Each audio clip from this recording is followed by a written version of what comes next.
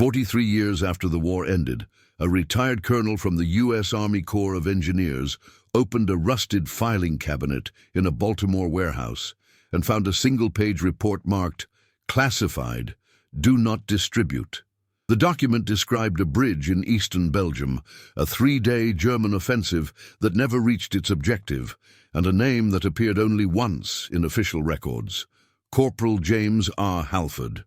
The report was stamped with a date, November 1944, and a handwritten note in faded ink: "Recommend posthumous recognition, evidence insufficient, case closed." The bridge itself was unremarkable. It spanned a narrow river in the Ardennes region, connecting 2 dirt roads that wound through dense forests and farmland. Military planners had dismissed it as tactically insignificant during the early stages of the Allied advance into Germany. No fortifications were built. No heavy artillery was positioned nearby. By late autumn of 1944, the bridge was guarded by a rotating detail of 4 men, 2 sentries during the day, 2 at night.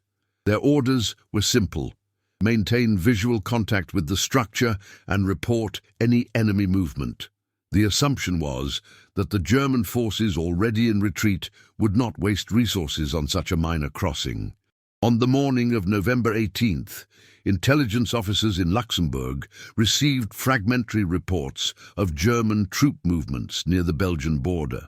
The reports were vague: mentions of truck convoys, sporadic artillery fire, and civilian evacuations from villages that had been quiet for weeks.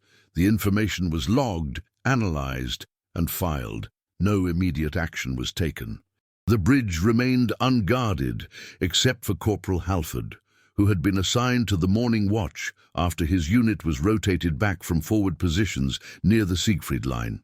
He was 22 years old, a marksman from rural Montana who had enlisted in 1942 and spent 2 years in the European theater without receiving a single commendation or reprimand. His service record described him as competent but unremarkable.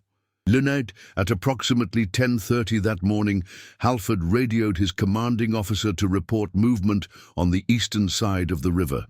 He described what he saw with mechanical precision: 3 armored vehicles, approximately 24 infantry, and several motorcycles carrying officers. The convoy had stopped half a mile from the bridge and appeared to be preparing for a crossing. Halford's superior officer acknowledged the report and ordered him to maintain his position until reinforcements arrived. Those reinforcements never came.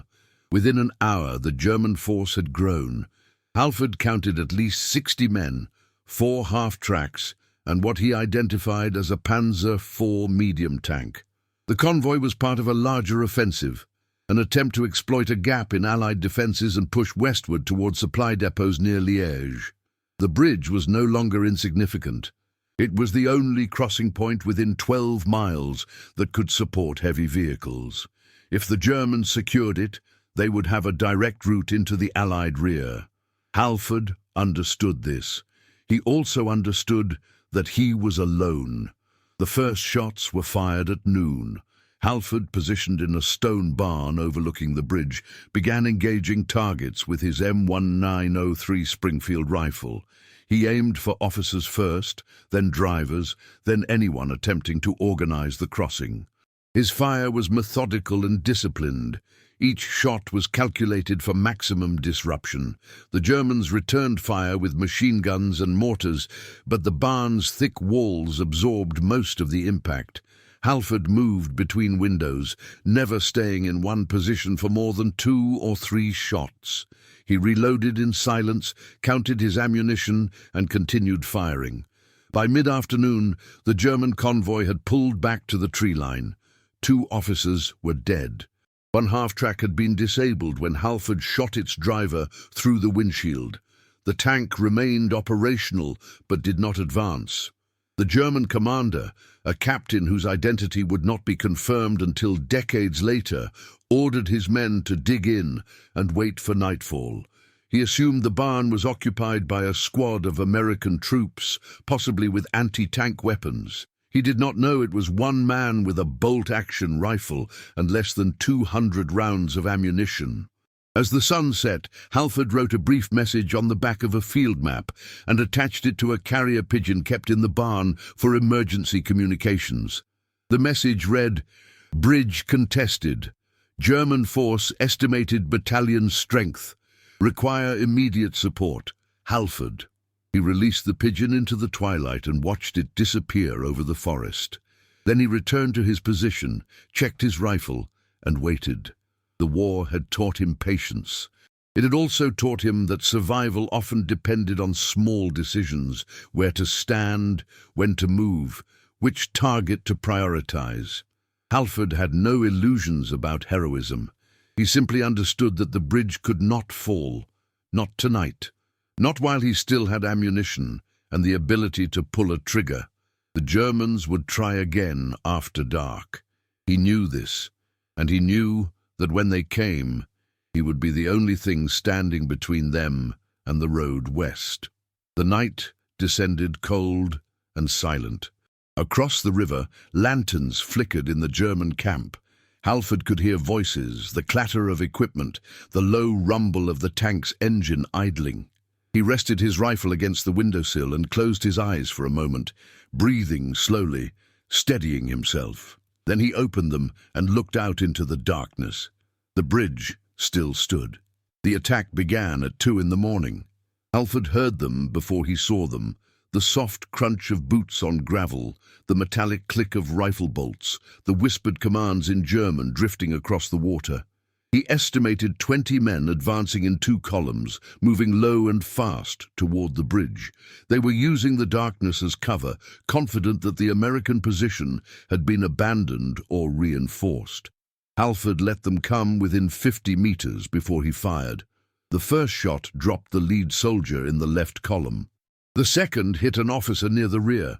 The Germans scattered immediately, diving into ditches and behind trees, returning fire blindly toward the barn. Halford moved to a different window and fired again. Another soldier fell. The convoy's machine gunner opened up, raking the barn's facade with sustained bursts that chipped stone and shattered wood. Halford crouched below the window line, counted to 5, then rose and fired twice more. Both shots found targets. The German captain, watching from the tree line, realized his error. This was not a squad. This was a single marksman with exceptional discipline and an intimate knowledge of the terrain. He ordered his men to pull back and called for mortar support. Within minutes, shells began falling around the barn, high explosive rounds that cratered the earth and sent shrapnel screaming through the air. Halford retreated to the barn's interior, pressing himself against the stone foundation as the building shook with each impact. Dust and debris filled the air. A section of the roof collapsed, but the walls held. When the barrage stopped, Halford returned to his position. The bridge was still intact. The Germans had not advanced. He reloaded his rifle, checked his remaining ammunition, 134 rounds, and waited. The second wave came at dawn. This time, the Germans used smoke grenades to obscure their movement. Thick white clouds rolled across the bridge, reducing visibility to less than 10 meters. Halford could hear engines revving. The tank was preparing to cross. He adjusted his position, focusing not on the smoke, but on the sound. He listened for the rhythm of boots, the metallic scrape of equipment, the telltale squeak of tank treads. When the smoke began to thin, he saw them. 12 soldiers on the bridge, moving in staggered formation, rifles raised. Behind them, the Panzer IV was easing forward, its turret rotating toward the barn. Halford fired into the infantry first. 3 quick shots, 3 casualties. The soldiers broke formation and scrambled for cover, some throwing themselves into the river, others retreating back toward the eastern bank. The tank continued advancing. Halford knew he could not disable it with rifle fire, but he could target the commander, who was visible in the open hatch, directing the advance. He steadied his aim, compensated for distance and wind, and squeezed the trigger. The commander slumped forward. The tank stopped. For the next hour, the Germans attempted to recover their wounded and regroup. Halford did not fire unless someone approached the bridge. He conserved his ammunition and watched. By mid-morning, the enemy had pulled back again, dragging their dead into the forest. The bridge remained empty. Halford counted his rounds, 87 left. He rationed water from his canteen, ate a piece of hardtack, and allowed himself 2 minutes of rest. Then he resumed his watch. The day passed in slow agony. The sun climbed, then fell. The Germans did not attack again, but they did not leave. Halford could see them in the distance, regrouping, reinforcing, preparing for another attempt. He knew the pattern now. They would wait until nightfall, then commit everything. The tank, the infantry, the machine guns.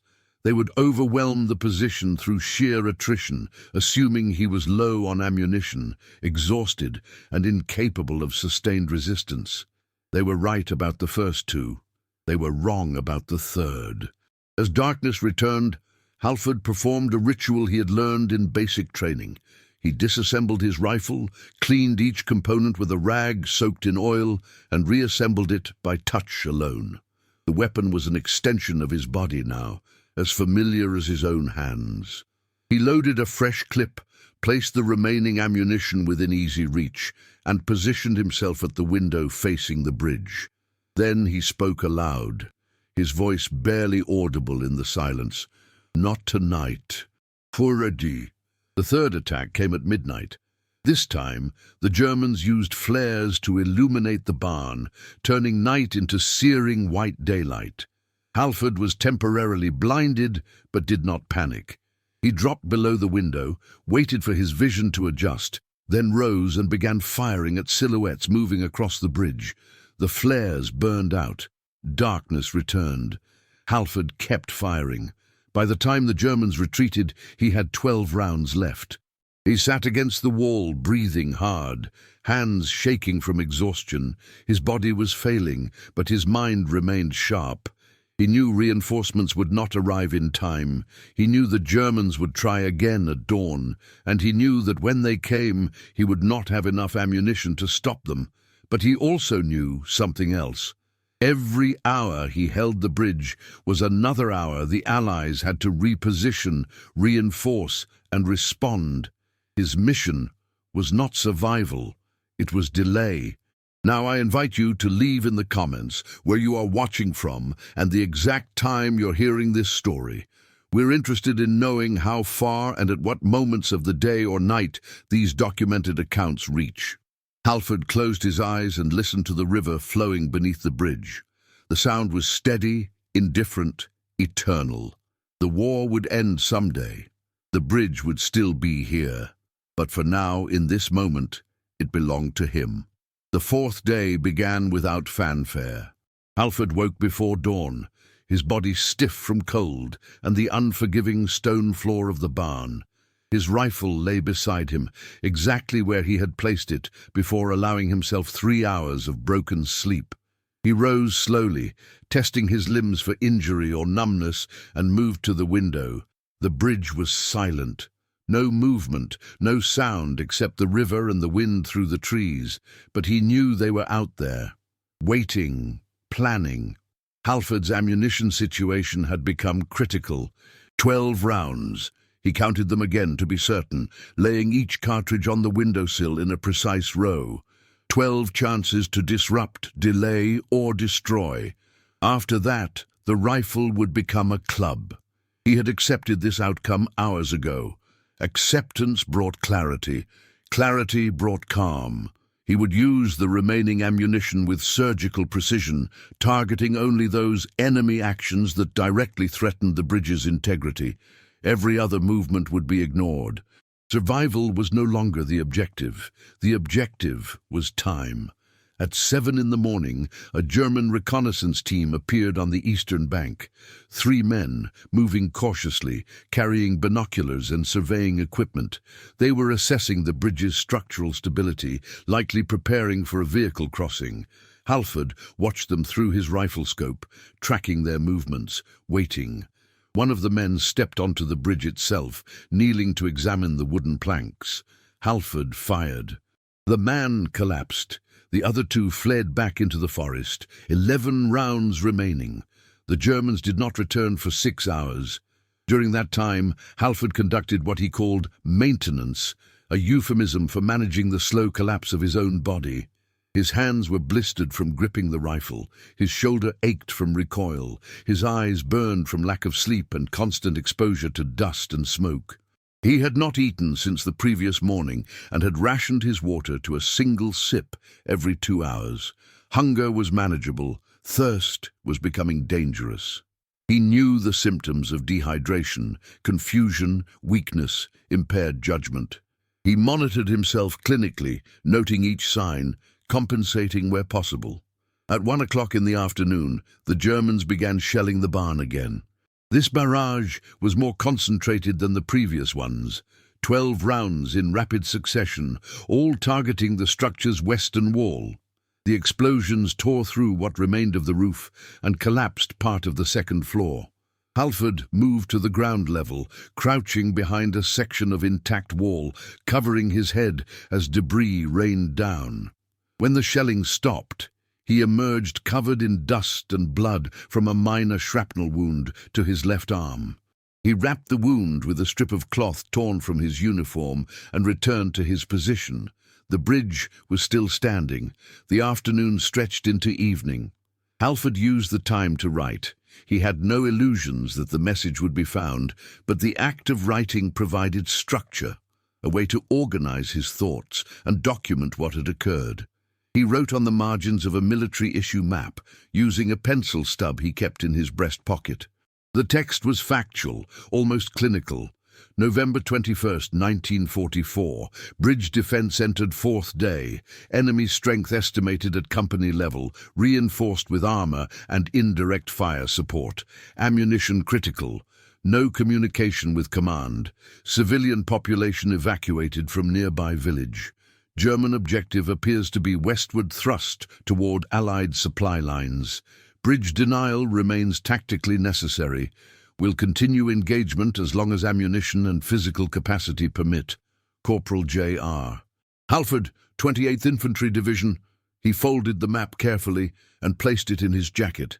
Then he picked up his rifle and resumed his watch. The Germans attacked again at dusk. This time they used a different approach. Suppressive fire from multiple positions while engineers attempted to rig explosives on the bridge's support beams. It was a logical strategy. If they could not cross the bridge safely, they would destroy it and ford the river elsewhere. Halford recognized the tactic immediately. He fired once, hitting an engineer carrying a satchel charge. The man dropped into the river, the explosive sinking with him. Halford fired again, wounding a second engineer. The remaining Germans abandoned the attempt and retreated. 9 rounds left. As night fell, Halford allowed himself a moment of reflection. He thought about Montana, the mountains, the silence, the vast emptiness that felt like freedom. He thought about his family, his mother who wrote letters he had not answered in months, his father who had served in the First War and understood without words what this Second War demanded. He thought about the men he had served with, most of them dead now, buried in foreign soil or lost in battles whose names he could barely remember. He thought about the bridge, this insignificant crossing that had become the entire war, compressed into wood and stone, and the will of one man to hold a position that logic said could not be held. He did not think of himself as brave. Bravery implied choice, and he felt no sense of having chosen this. The situation had simply evolved, step by step, shot by shot, until he found himself here, alone, with 9 bullets and a body that was beginning to fail. He was a marksman, doing what marksmen do, aiming, firing, adjusting. The only difference was the scale. The only difference was that no one else was here to share the work. Halford checked his rifle one more time, then settled into position for the night. The Germans would come again before dawn. They always did, and when they came, he would be ready. 9 rounds. 9 opportunities to buy time, to delay the inevitable, to prove that one man with discipline and a clear objective could alter the course of an entire offensive. The bridge still stood, and as long as Halford drew breath, it would continue to stand. The fifth day arrived not with light, but with fire.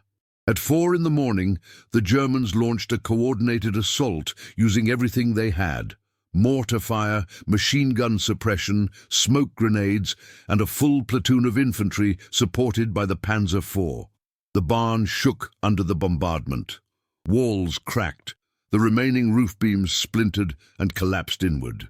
Halford retreated to a corner of the ground floor where the stone foundation provided minimal cover, pressed flat against the floor as explosions walked across the structure in methodical succession. When the barrage lifted, he crawled back to his firing position. The barn was barely standing. Half the western wall had been blown away, exposing the interior to direct fire. The Germans had anticipated this. As Halford reached the window, a machine gun opened up from across the river, raking the barn's interior with sustained bursts. He dropped immediately, feeling the rounds pass inches above his head, hearing them ricochet off stone and embed in wood. He waited, counted. When the machine gun paused to reload, he rose, acquired his target, the gunner's position in a hastily dug foxhole, and fired. The machine gun fell silent. 8 rounds remaining. The infantry began their advance. 30 soldiers, moving in 3 waves, using the smoke as concealment. Halford could see their shapes emerging from the grey clouds, rifles ready, advancing with the confidence of men who believed resistance was no longer possible. He fired into the lead wave. 1 soldier fell, then another. The others hesitated, seeking cover on the bridge itself. Halford fired again and again. 6 rounds left. The German advance stalled. Then the tank moved forward. It rolled onto the bridge slowly, testing the structure's weight capacity, its turret swiveling toward the barn. Halford knew what was coming. He had perhaps 15 seconds before the main gun fired and obliterated what remained of his position. He did not waste time on fear. Instead, he focused on the tank commander, who had emerged from the hatch to direct the crossing. The shot was difficult, over 200 meters, through dissipating smoke, with the target moving. Halford compensated for wind and elevation, exhaled slowly, and fired. The commander jerked backward and disappeared into the hatch. The tank stopped. 5 rounds left. For the next 20 minutes, the Germans attempted to organize another push, but their momentum had been broken. The loss of the tank commander, combined with the casualties on the bridge, had introduced confusion into their command structure. Officers shouted conflicting orders. Soldiers hesitated. The tank remained stationary, its crew unwilling to advance without clear direction. Halford did not fire again. He watched, conserving his remaining ammunition, waiting for the moment when his intervention would matter most. That moment came at noon. The Germans brought forward a second tank, a Panzer III, lighter and faster than the first. It approached the bridge at speed, clearly intending to ram through any remaining obstacles and establish a foothold on the western bank. Halford calculated angles and trajectories. He could not stop the tank, but he could create chaos. He waited until the Panzer was halfway across the bridge, then fired at the infantry squad following behind it. 2 shots, 2 casualties. The infantry scattered. The tank continued forward, but without infantry support, it became isolated. Allied artillery, finally responding to reports of German activity in the sector, began falling on the eastern bank. The Panzer reversed hastily, retreating before it could complete the crossing. 3 rounds remaining. Halford sat back against the wall, breathing hard. His hands were shaking uncontrollably now, not from fear but from exhaustion, and the cumulative stress of 5 days without adequate food, water, or rest. His vision blurred periodically. His hearing had dulled from constant exposure to explosions and gunfire. He knew he was approaching the limit of human endurance, but the bridge still stood. And 3 rounds meant 3 more opportunities to disrupt, delay, destroy. The afternoon passed in eerie quiet. The Germans had pulled back beyond the tree line, regrouping, reassessing. Halford used the lull to conduct inventory. 3 rifle cartridges, half a canteen of water, no food, 1 field dressing for wounds, 1 map with his final report written in the margins. He also inventoried his own condition: dehydrated, malnourished, suffering from minor shrapnel wounds, possible cracked ribs from an explosion, impaired vision and hearing, combat effective, questionable, capable of firing 3 accurate shots. Yes. As the sun set on the 5th day, Halford heard a sound he had not expected. American voices. Distant, but unmistakable. Someone was shouting coordinates in English. Artillery observers, likely scouting positions for a counterattack. Reinforcements were coming, not in time to save him, but in time to hold the bridge. His mission, delay the German advance, had succeeded. The realization brought no relief, only a quiet sense of completion. He had done what was necessary. The rest was no longer his responsibility, but the Germans did not know reinforcements were coming.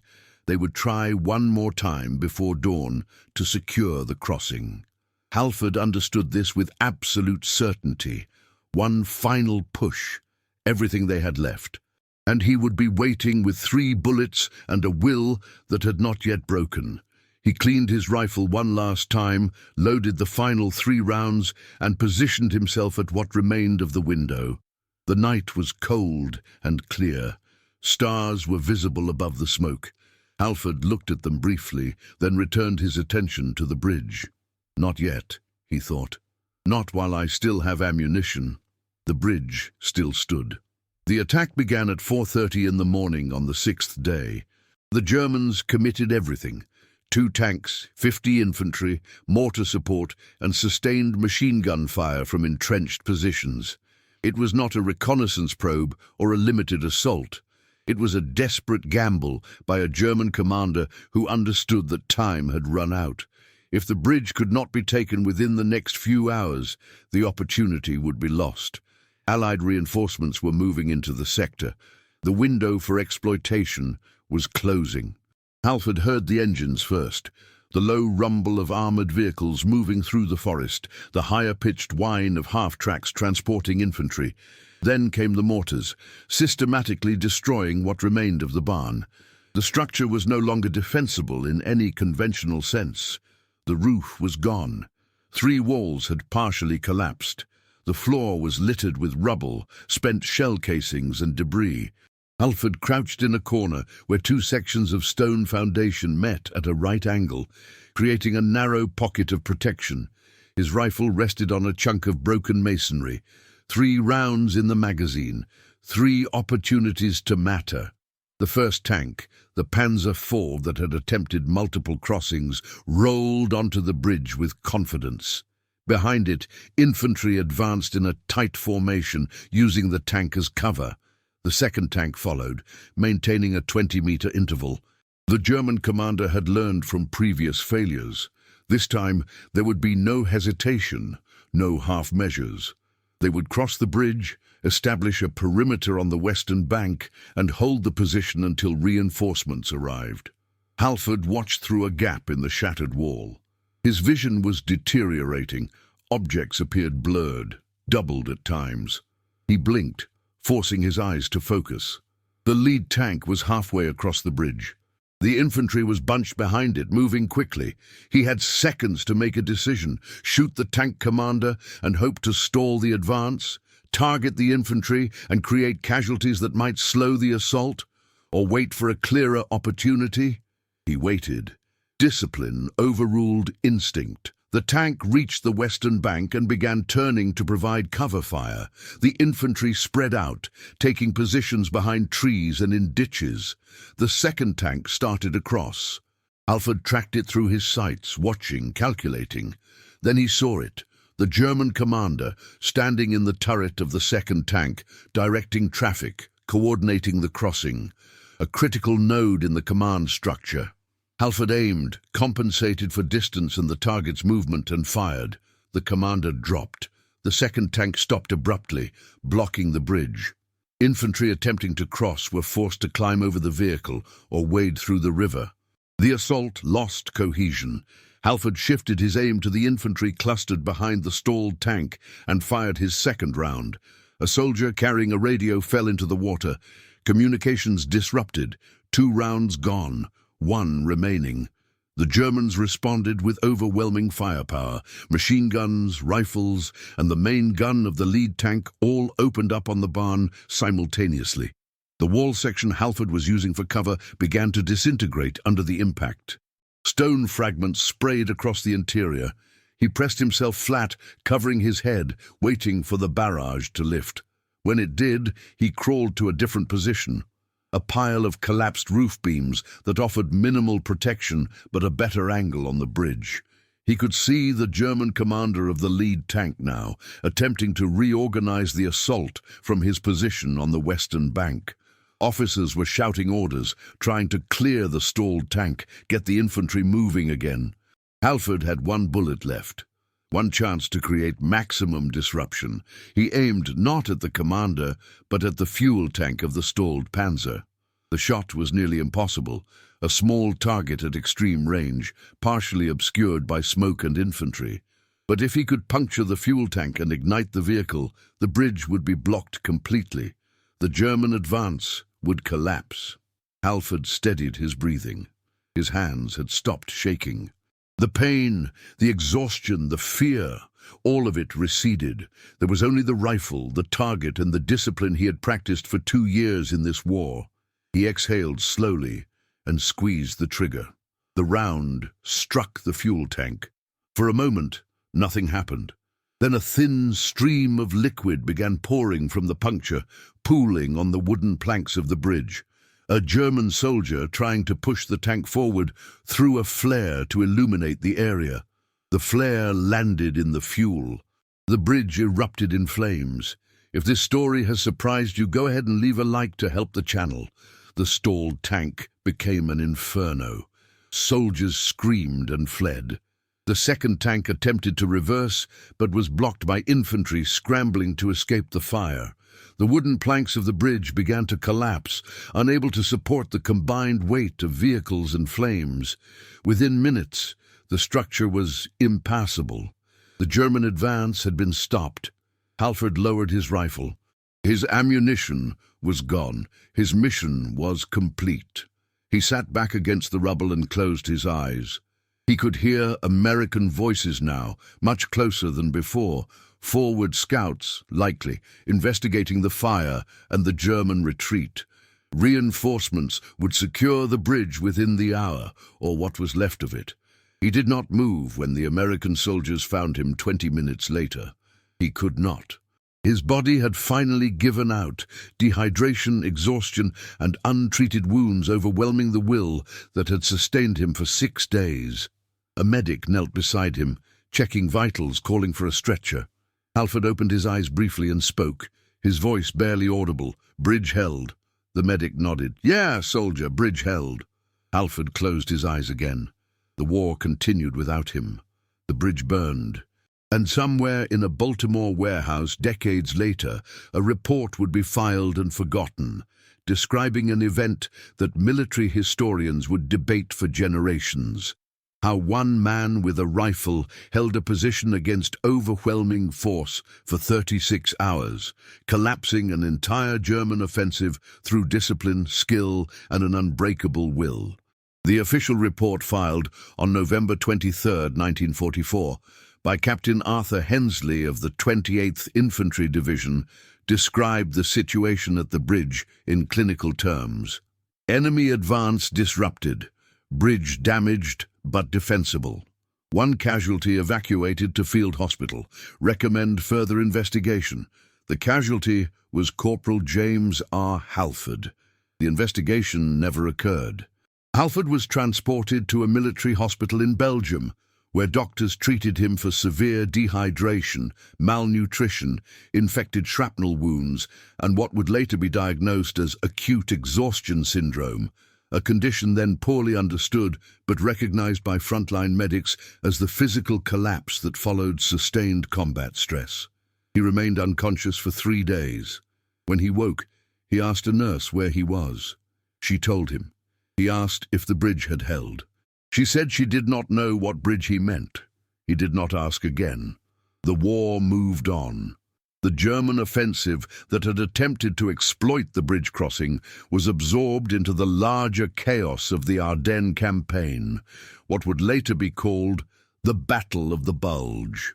Hundreds of small actions, forgotten skirmishes, and individual stands like Halford's occurred across the front during those winter months. Most were never documented. Those that were often disappeared into filing cabinets, their details lost among millions of other reports generated by a bureaucracy struggling to process the scale of industrial warfare. Halford recovered slowly. By January 1945, he was cleared for light duty and reassigned to a supply depot near the French coast. He did not return to frontline combat. His hands still shook when he held a rifle, and his hearing remained impaired in his left ear. He was promoted to sergeant in February, a routine advancement based on time in service, not recognition of his actions at the bridge. No medal was awarded. No commendation was entered into his service record. The army had no mechanism for recognizing actions that occurred without witnesses, without corroborating evidence, without survivors beyond the individual who performed them. In March 1945, a young lieutenant named David Kellerman was tasked with investigating discrepancies in casualty reports from the Ardennes sector. He came across Captain Hensley's report and noticed the vague reference to one casualty and bridge defense. Kellerman requested additional documentation. None existed. He attempted to locate witnesses. The officers who had commanded the sector in November had been transferred or killed. The German forces that had attempted the crossing had retreated into Germany and were now engaged in the desperate defense of the Rhine. Kellerman filed a request for further clarification and moved on to the next case. His request was never answered. The bridge itself was repaired in early 1945 by Army engineers who reinforced the surviving structure with steel beams and concrete. It resumed its role as a minor crossing point, used primarily by supply convoys and civilian traffic. The barn where Halford had made his stand was demolished. The stone was repurposed for road repairs. Within 6 months, no physical evidence remained of what had occurred there. Halford was discharged in October 1945 and returned to Montana. He did not speak about the war. When asked, he would say he had served in Belgium and France, nothing more. He worked as a mechanic, married in 1947, raised 2 children, and lived quietly until his death in 1988 at the age of 66. His obituary in the local newspaper described him as a veteran and a skilled tradesman. It did not mention the bridge.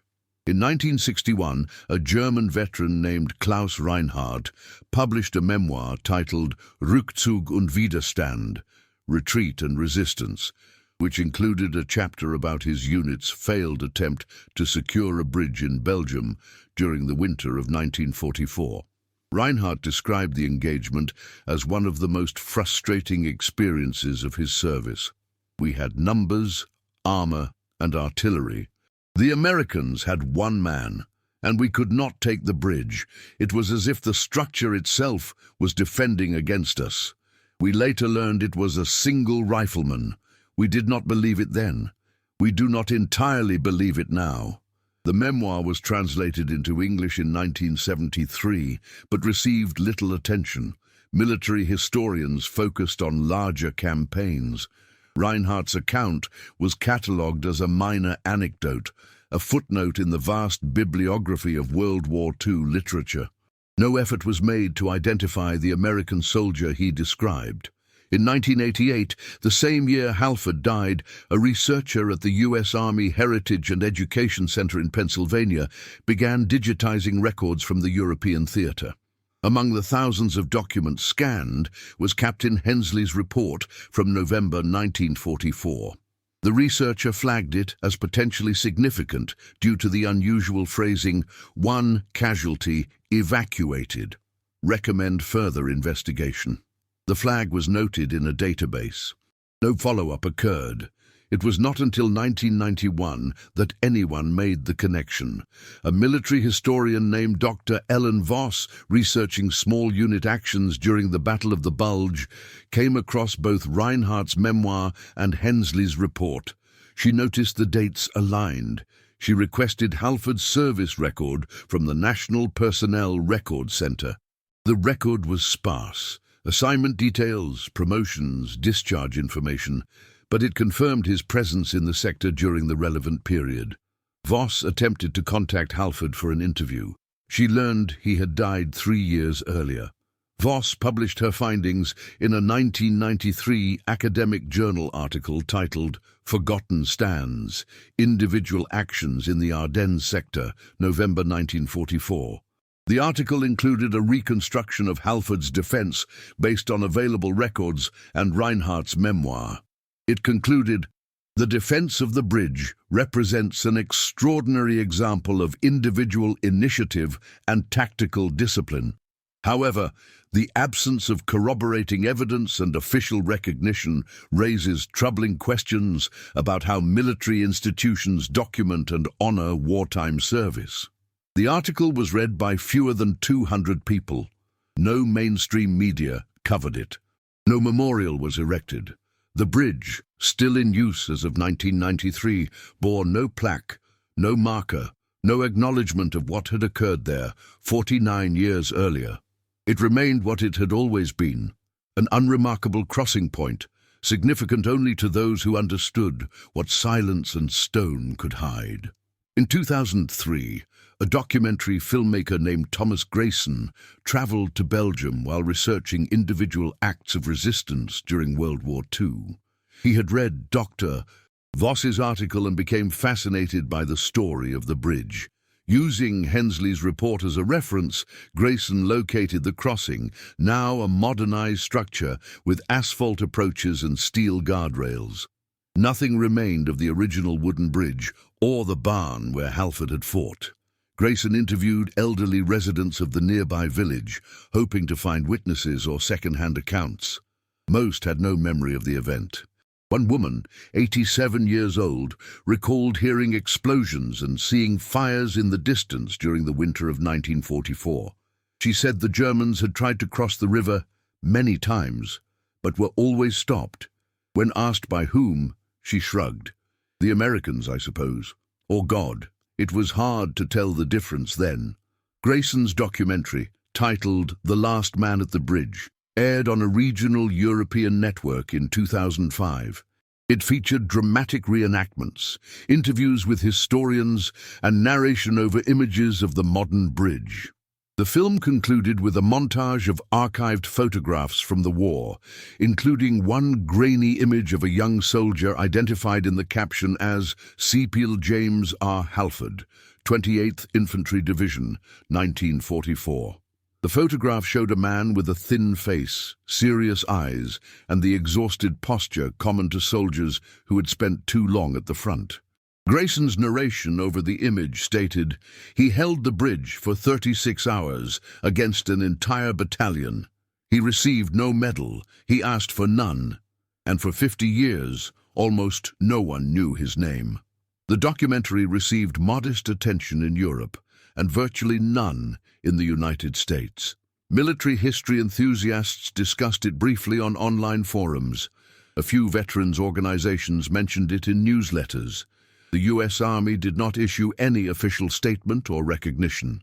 Halford's family, his widow had died in 1996, and his children had no detailed knowledge of his wartime service, learned about the documentary through a distant cousin who saw it on television. They requested copies of the military records Dr. Voss had uncovered, but found nothing beyond what was already known. In 2011, the Belgian government erected a small memorial near the bridge commemorating the soldiers of all nations who fought in this region during the liberation of Europe, 1944-1945. Halford's name was not included on the plaque. The memorial's designer later stated that specific names were omitted due to the impossibility of verifying all individual contributions and the risk of unintentionally excluding deserving soldiers. The decision was practical, but left no acknowledgement of the man who had held the position alone for 6 days. The final archival discovery occurred in 2017, when a retired U.S. Army colonel cleaning out a storage facility in Baltimore found the original classified report referenced at the beginning of this account. The document, stamped "Do Not Distribute," and marked with a handwritten note recommending posthumous recognition, had been filed incorrectly in 1945 and forgotten. The colonel forwarded it to the Army's Awards Review Board with a note, "Believe this soldier deserves reconsideration for honors. Service exemplifies highest standards of duty and sacrifice." Now, the review board examined the case in 2018. They concluded that while Halford's actions were consistent with extraordinary service, the lack of surviving witnesses, the absence of contemporary documentation, and the passage of 74 years made it impossible to verify the details with the certainty required for a Medal of Honor recommendation. The board suggested a posthumous commendation, but noted that such awards typically require family advocacy or congressional sponsorship. Halford's surviving relatives, 2 children both in their 70s, were contacted.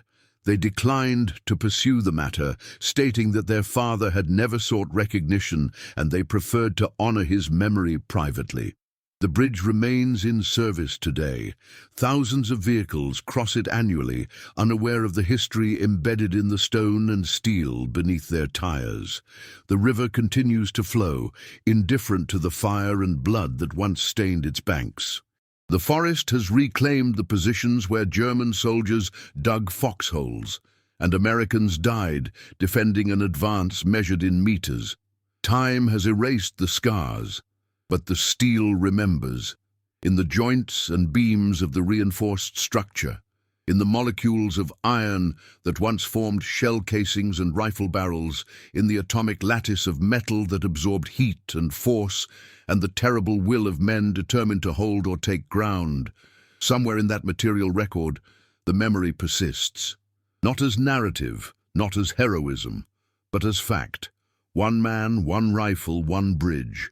36 hours that collapsed an offensive, delayed a campaign, and proved that discipline and precision could achieve what numbers and firepower could not. Halford never spoke of the bridge after the war. When asked why, he once told his wife, "It wasn't courage. It was just what needed doing, and I was the one there to do it." She asked if he ever regretted it. He thought for a long moment, then said, "No. But I never stopped hearing the river. Even here, thousands of miles away, I hear it. That sound doesn't leave." He was right. The sound doesn't leave. It echoes in archived reports, in forgotten memoirs, in academic articles read by almost no one. It echoes in the silence between what happened and what was recorded, in the gap between service and recognition, in the space where individual human will met the machinery of industrial war and for 36 hours held the line. Subscribe to our channel to explore more archived and haunting cases. Thank you for following the story of Corporal James R. Halford.